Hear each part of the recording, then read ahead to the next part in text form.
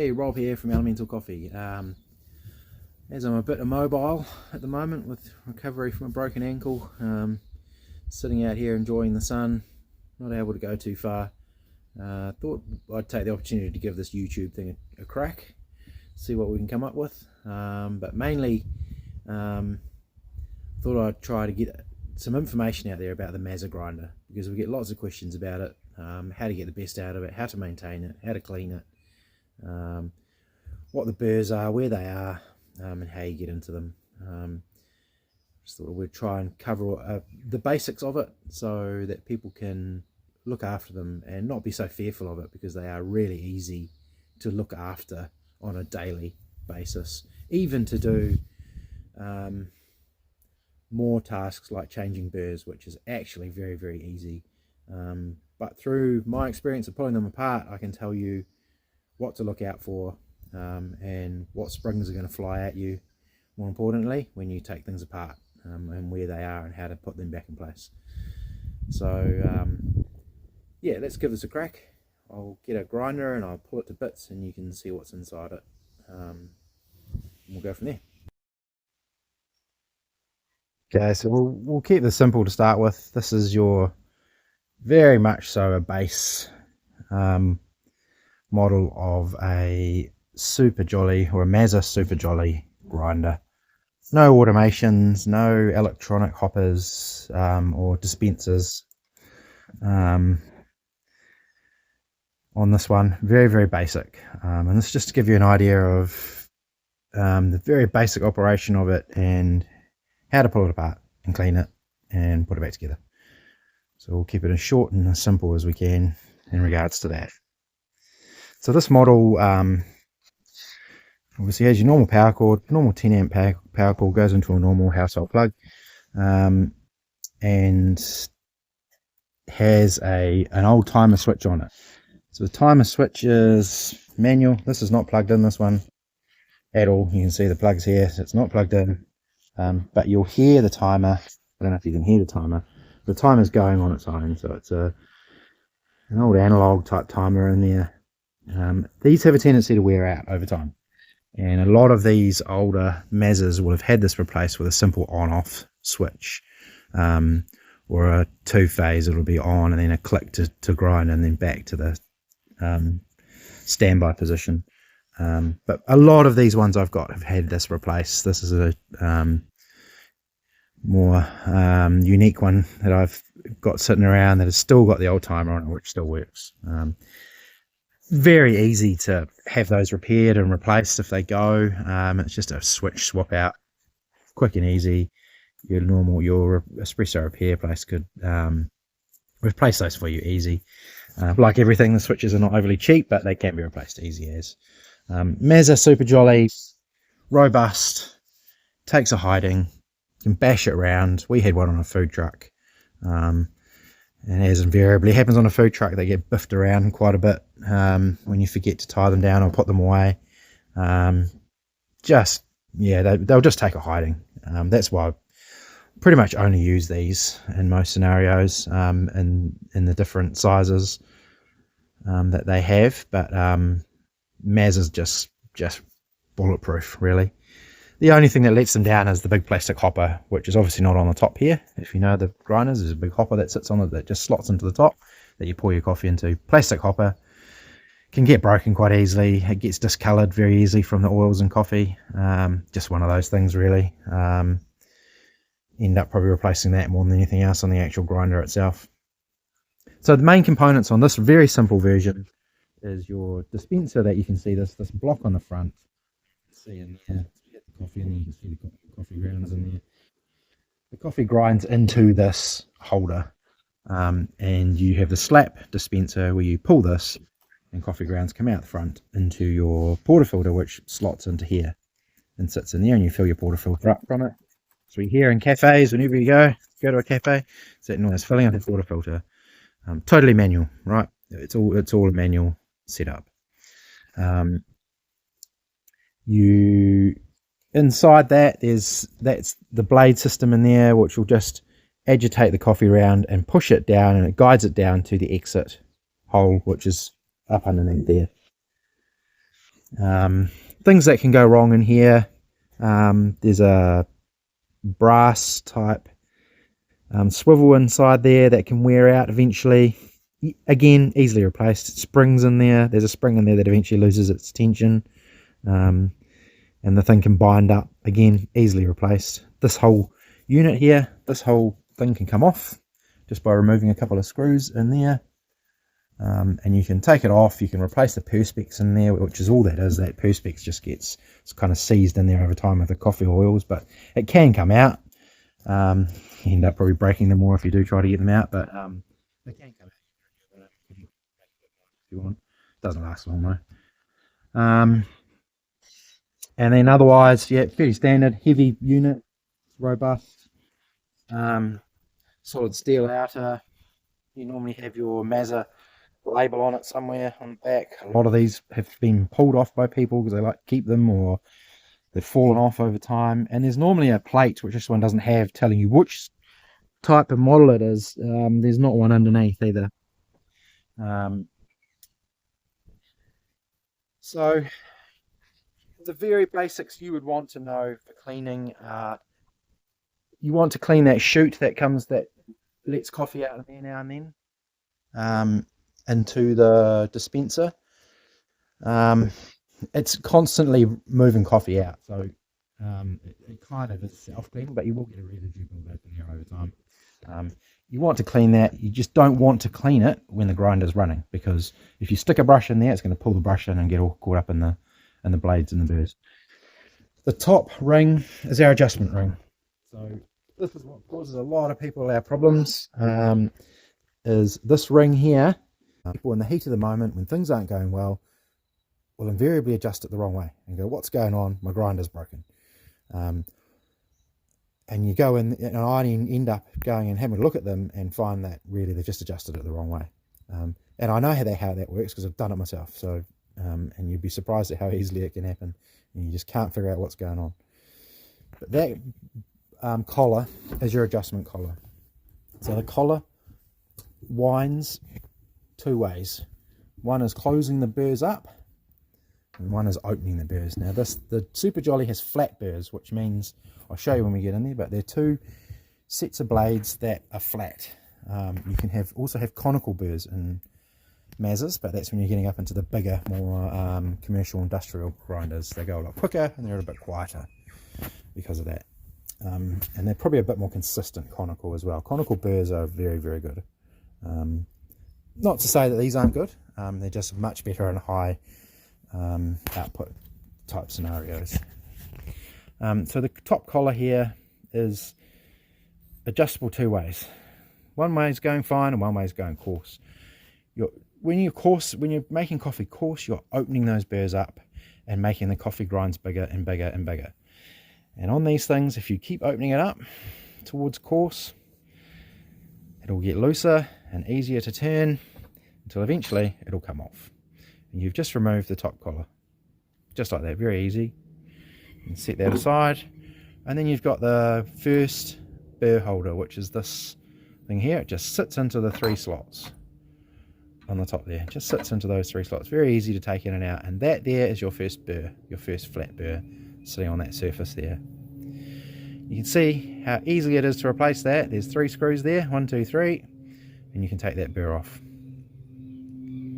Now, cleaning wise in this area, as we go further into the grinder, in this slot that sits around this edge will quite often over time build up with coffee, and that coffee will get denser and denser and more oilier, and as it starts biodegrading it gets slicker and thicker basically, and you end up suddenly your coffee grinds, you just can't adjust it to what you want it to be. You can't get it fine enough generally for espresso, and you can't figure out what's going on. It's generally a cleaning issue, right? Take that off, have a look, and you'll find a big caked up mess in there. You take that out and suddenly you get an extra couple of mils of adjustment, and it makes a huge amount of difference for coffee grinding. So that's your first burr. Now this is the next bit that you need to know about when you're taking these apart and before you get your vacuum cleaner out, right? So in here there is screws in the top. sorry, not screws, springs in there. So there's your first spring.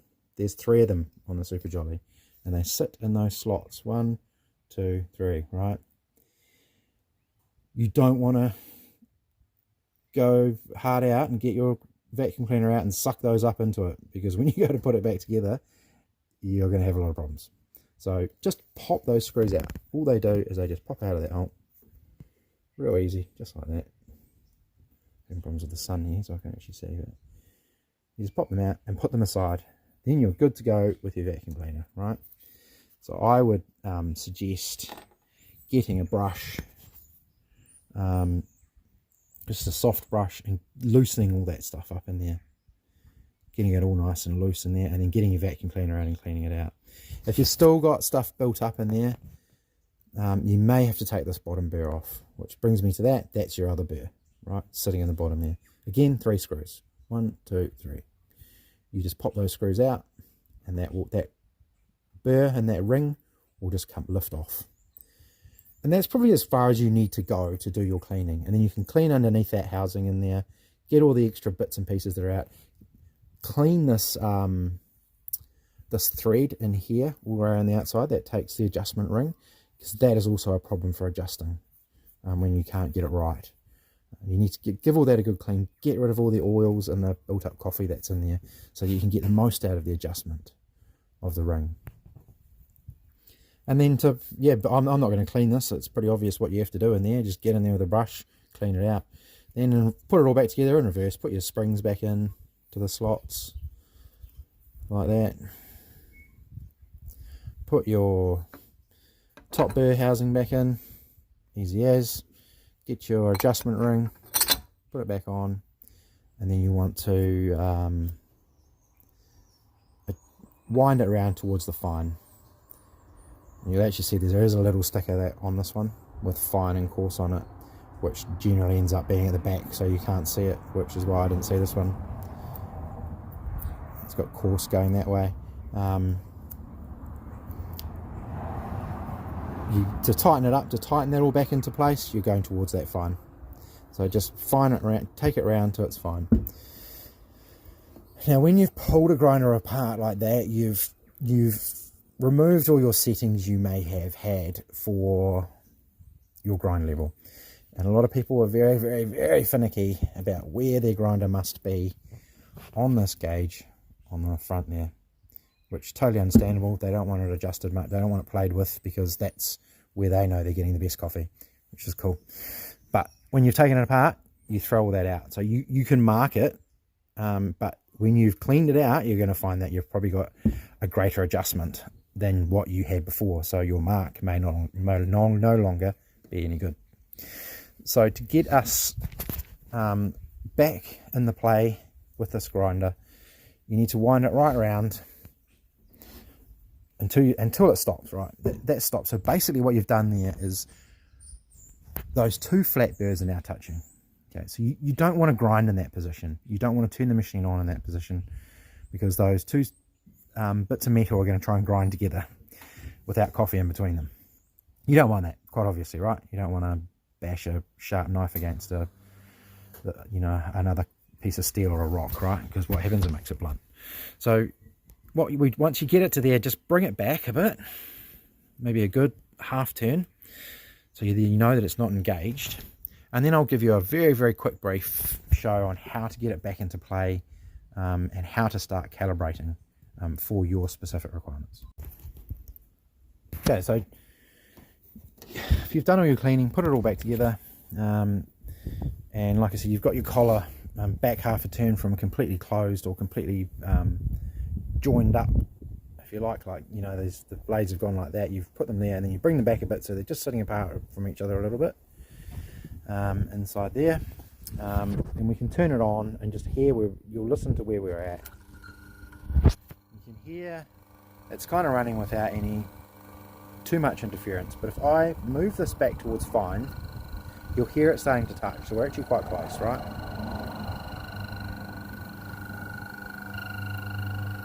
And keep coming around until you hear that, and that's the 2 blades just touching, right?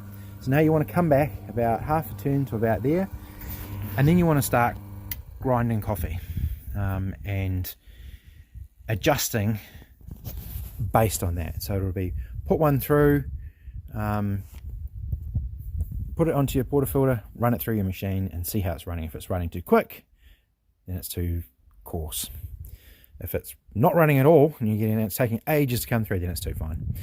And unfortunately with these, you then need to get rid of that little bit that's in there because it's still set at that, and then you need to turn your grinder back on and adjust it in the direction you want. So if it's too fine and there's nothing coming out and you want to go coarse, you're just going to give it a little tweak like that and then try again.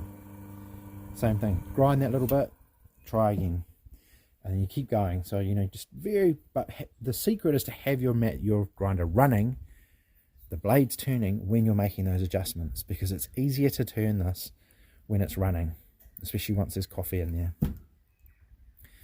And that will get you into the zone to what they call calibrate your grinder to your machine. The important things to remember about that is that your calibration will never ever remain exactly the same unless your environment is perfect, right? So unless you are in a temperature controlled cafe where the temperature never changes inside, you probably don't have to adjust your grind much at all. If you're in a open air scenario in a coffee cart, it's very cold in the morning but then warms up during the day. If you've got things going in your coffee cart like pie warmers and your coffee machine obviously, and suddenly that space goes from very cold to warming up, you probably need to adjust slightly as the day goes on. And then the sun comes in, hits your hopper, you'll need to adjust again.